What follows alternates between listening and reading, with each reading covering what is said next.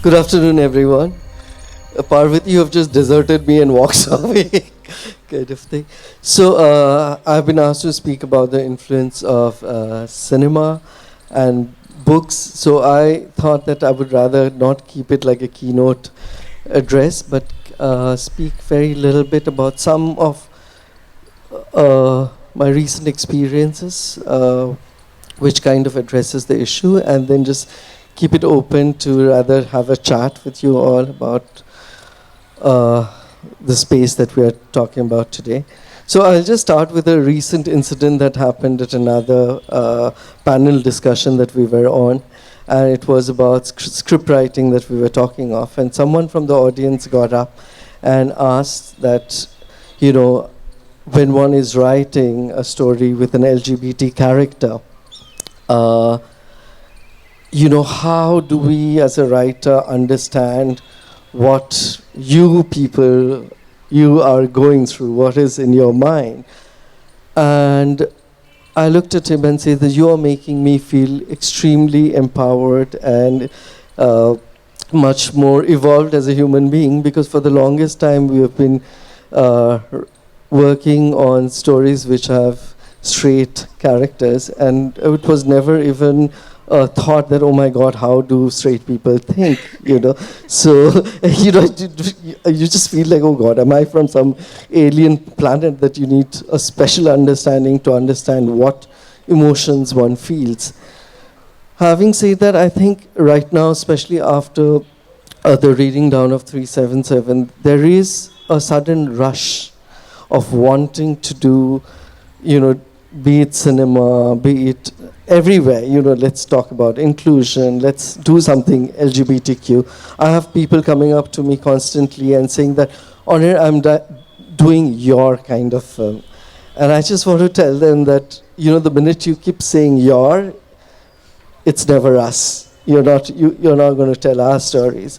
And I think just now, while listening to Nandita, we were speaking about how important it is to have, suppose, women behind the camera, directors, technicians, to be telling stories, you know, because there is a difference in the gauge of how women tell stories, how women not only talk about women, but how women talk about men. You know, there is a difference. And I think that it's time that it's not about only telling LGBTQI stories, but it is also about empowering people behind, you know, be it in terms of actors, be it in terms of director, because I do think that we have a different gauge. You know, while again, you don't want to be bracketed, it's fluid, but at the same time, it is important to empower the voices of people who think of us as us and not you out there. And I feel that is something that is kind of, you know, still missing, you know, and very often what is happening right now is that this whole thing, it's almost like a tick mark that, you know, among various scheme of things, empowerment of women, LGBTQI, you know, these are all different things that you want to be a part of to just be doing the right things, whether it's organic, whether it's within. That's a question, and that often reflects in the kind of narratives that we see that's happening around.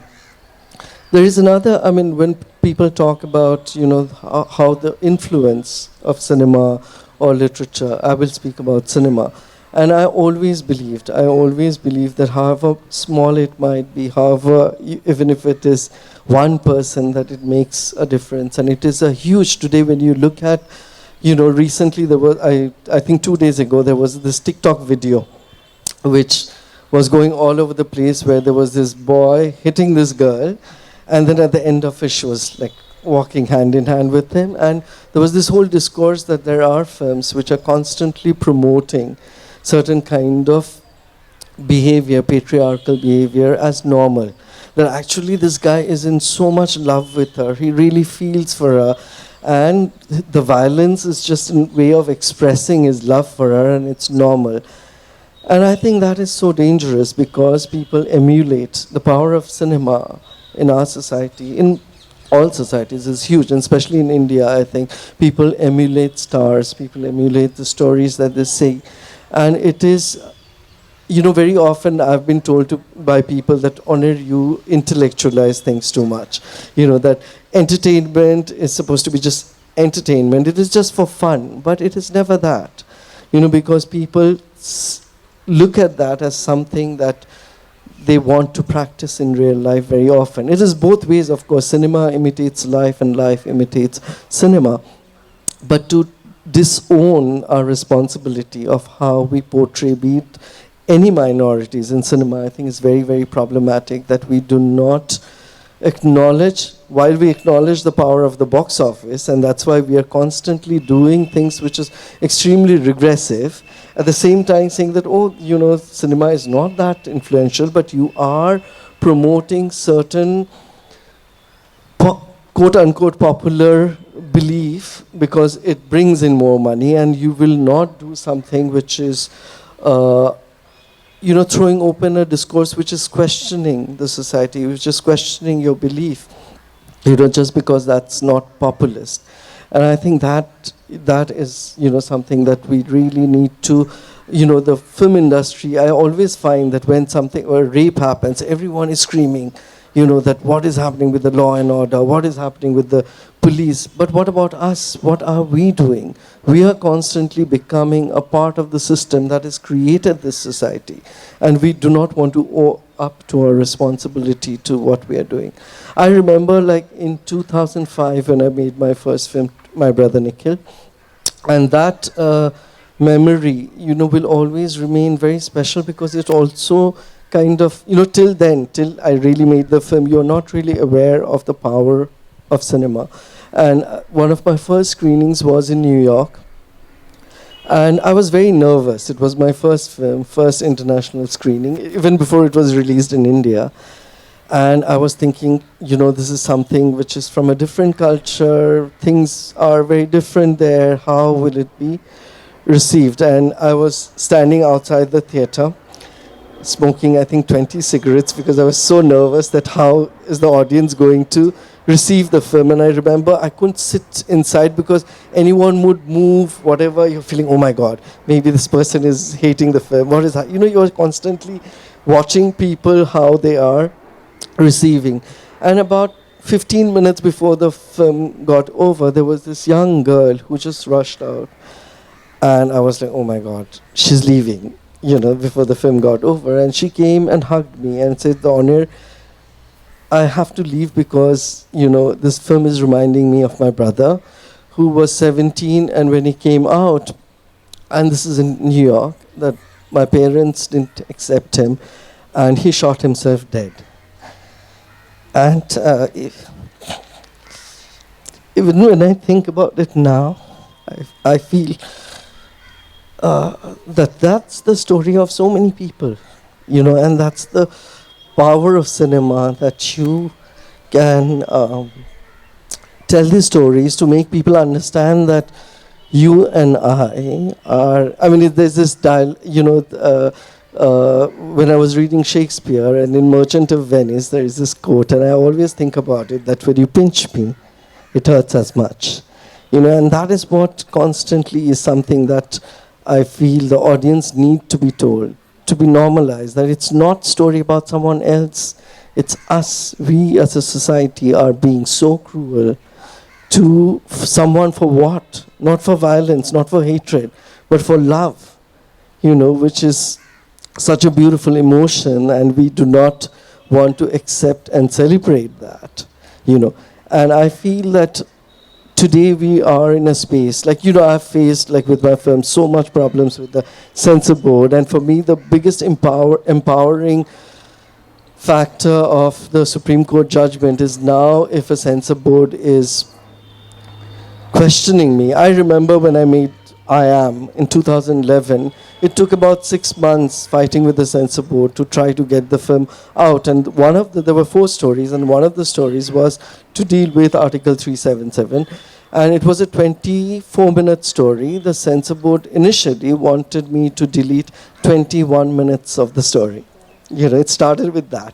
So after 6 months, it ended up with about 3 minutes. It still hurt, but I finally said, okay, at least let me get the film out. And the problem started with a simple thing that you have shots of two men looking at each other with love. If children watch this film, what impact is they're all going to turn gay. They see love there.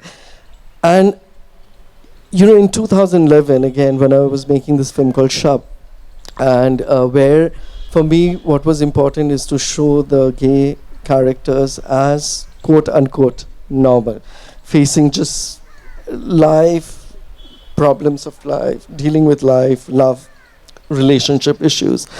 And I thought that we have moved ahead. It was 2011 and this was 2017. And this time I remember when I went for the meeting after the film certification board, watching the film, the first thing I was told that, aap to inhe normal dikha diya. You have shown them as normal. And here I was standing in front of them, out and open, and they're telling me that, questioning my identity as normal. And I remember again having to, go through different, appealed multiple times to finally get the film out.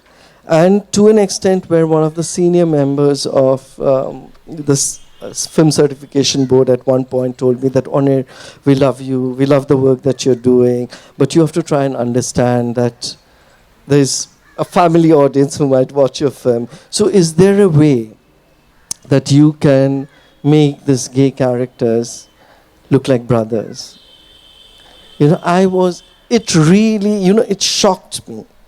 It shocked me that someone I know, respect as an artist, very well-known person in the film industry, is actually telling me that, is denying me my identity, and this was 2017. Having said that, if someone tells that to me now, I can fight. And that's what, the empire. But the fact is that I have to still fight. Today everyone speaks of, with YouTube, you can go out and, you can put out. But they forget that filmmaking is an extremely expensive media. And today, with the digital medium, it's not that everyone is running. And it's all about, I have big platforms telling me, yes, we're open, but it's again boils down to the same thing. Who is in it? Which big star is willing to do your series, or which big production house is willing to back what you do?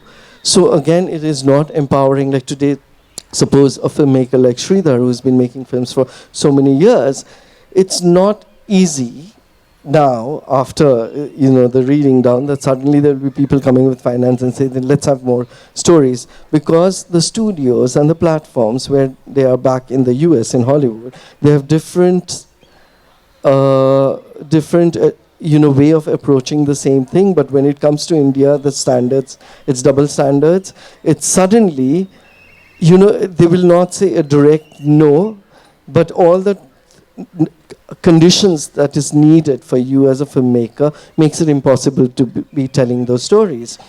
And also, I find constantly what is really troublesome is the way of erasing history. Yesterday, when I was watching Bomb Gay, and I thought that, very often when we think of something happening now and, one of the platforms, we say, oh my God, how brave, as if you're, going to war or something, by portraying a homosexual character. More than 2 decades ago, Riyadh did it. And it was not just, it was brave, it was beautiful in terms of as a film. How can we just forget those things? How can we forget a fire, which was again, it was mainstream. It was released in the theaters. It was there for 5 weeks at that time. So I feel it's important to realize that, after so many years, when we suddenly say, oh, now much more is happening. But look at the percentage of films happening then and now is much more. We are the largest film making industry in the world. But if you see the number of films which actually are talking about queer stories, again, you can just count a few. I think last year there was only one of the films was Ek Ladki Ko Dekha. So there are very, very few of these. We need, much more of these stories coming out there in the mainstream space with mainstream actors embracing this stories, and that is something which is absolutely, and it needs, and it's not just about, it's such a vicious circle. It's not just studios, it's not just platforms, it's also us as an audience. Today, I mean, how many of us actually make that effort from the community also, that when a film is releasing, we will go and watch Tiger Zinda Hai, but we will not go and watch An Evening Shadow, for example. Why? I mean, we don't empower, we want other people to empower ourselves, but we don't make that effort to empower ourselves. And I feel that these acts are very important. And I feel that today, when we have this amazing festival, it is so important to have these spaces, and for me that, okay, one day I look forward where we don't need these spaces. But the difference between this space is all our doors and windows are open to everyone to come in, because the rainbow, it's LGBTQIA. So we are inclusive plus right from the beginning, sorry. And I think that is, something that, the more stories we have, the more films we have, the more small things. Like recently someone messaged me on Facebook from Indore, a school teacher, saying that, can you help me leave Indore and find me a job, whatever. So I said, what is it? Anyway, I'm not someone who can do that, but it's like, he's like, oh, I'm a school teacher and quote unquote effeminate, because I also find these terms very, what is feminine, what's masculine, who defines all that. Because in Bhopal recently I had gone to this museum and I had seen this beautiful sculpture. It was Ram and Sita, Krishna and Radha, both naked till the waist, both with lots of jewelry, both long hair, and standing with their hand on each other's shoulder. It's not just Radha standing like that, like this, very proud. And it was such a incredible, empowering depiction of the sexes, So I feel, and so coming back to the teacher, he was telling me how his students would constantly in class, humiliate him because he was effeminate. Imagine a teacher going to teach every day, having to face stigma by his students who mock him, who make fun of his. So I feel that, be it, when we are talking of cinema, books, whatever, this needs to be also part of schools, education. Sex education needs this. So we are, the minute we talk of sex education, there are 100 people trying to tell us that, no, we shouldn't do. It's okay that our children get abused, but we will not talk to them about good touch, bad touch.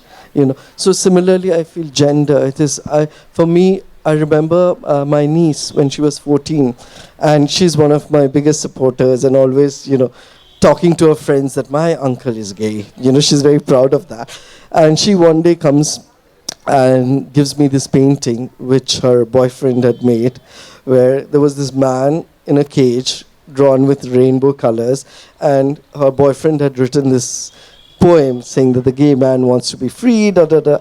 And for me that felt so good, that she's 14, and because she's proud about me and talks about me to her friends in school, that her boyfriend was sending me, whom I've never met, was sending me this beautiful, and I think that is important, that how we reach out to youngsters. So like increasingly I've been talking to different organizations that let's start doing workshops, filmmaking workshops, because people, students are interested, and instead of us telling them what to do, you introduce the subject of gender, sexuality, women empowerment, whatever, and let them create films, which they, through the process, there's a learning, there's ownership, that we have done that, and then they share it with their friends, So I feel that storytelling, cinema has to also become much more, it's not just about theaters, because today with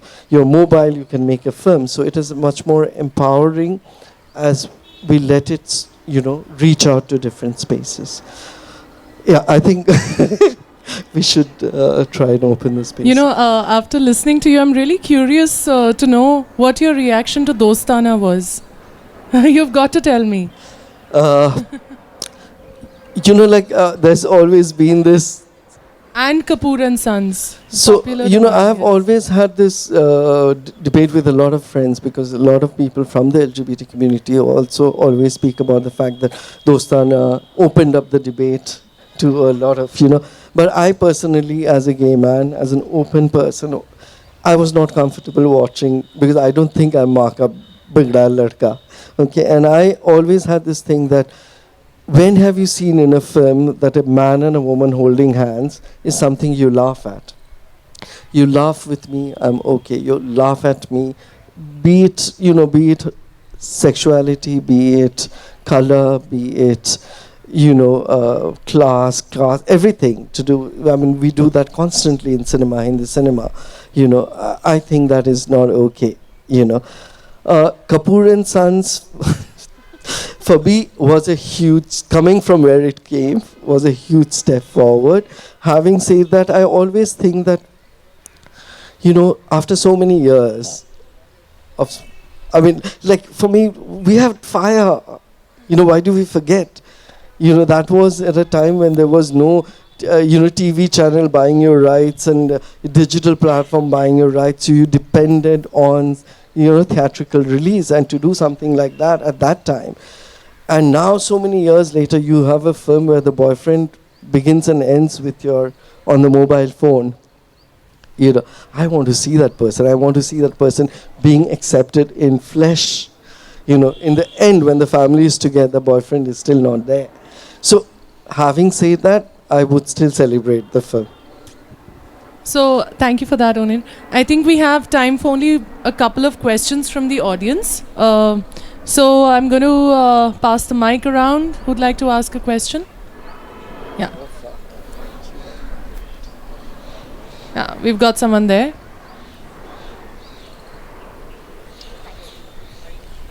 Thank you for what you said. And I'd really like to know whether the subject that you choose to portray on screen, and also your own identity, enables you to sort of bring out a more layered, a more kaleidoscopic perspective on society. And by saying kaleidoscopic, I'm drawing on a very multi-hued and fluid sort of picture. So do you think that your identity is then an enabler in terms of portraying authenticity? Difficult question, but what I would answer it by, very often people are, these days, again, with the political situation and me constantly talking about, for example, Kashmir, or lynching or whatever, is that, Onir, do you need to always be talking about all these things? And I'm like, I see myself not just as a gay person, but also a part of a minority, in a space which is constantly getting, today, when you see how, as a minority, how can't you empathize with what is happening when the rights of others, you see are being snatched away, being taken away, And I feel that awareness of one's identity, when you are looking at someone else, be it women, I always, for me in my films, I think I would like to believe that women are not seen as objects or as secondary characters to they have their own identities. Very often they're the more active characters, because I feel that, the people who have inspired me, my sister, my mother, have been always much more active forces of change for me, and I had to never go through learning about, gender equality, because where I grew up seeing my father and mother both work in the kitchen, both go to work, myself and my sister both helping in the kitchen and doing everything, washing clothes, doing everything, so it was never told that, guy, girl, but that was the way. And recently I was asking my father, that how. And he was speaking of the 7 years he spent in prison in Dhaka before the partition. And he said everything in life he learned while he was in prison. The value of freedom, the value of respecting, and it was strange for me, to discover that in a space where you're totally confined, that he found the definition of freedom about everything. And I think that for me, I feel that life has taught me, because of the way I've been brought up also, to look at, the different shades of rainbow and accept each of the shades. Thank you, Onir. That's all for now. I'm sorry. You can ask him, you can talk to him when he's off stage. But, something that's come out of this talk, it's really important. The extent of realism that can be depicted in cinema is in our hands, So we come out in support of movies that are not considered mainstream because they contain content that is not viewed as mainstream. If we come out in support, it might be a possibility that these might become more popular, come out more often, and we might find a means to expression, and it's all in our hands. So we need to come out and support. Thank you, Onir. And I'm sure there'll be lots of questions for you out there. Thank you. Yeah. Thank you, everyone.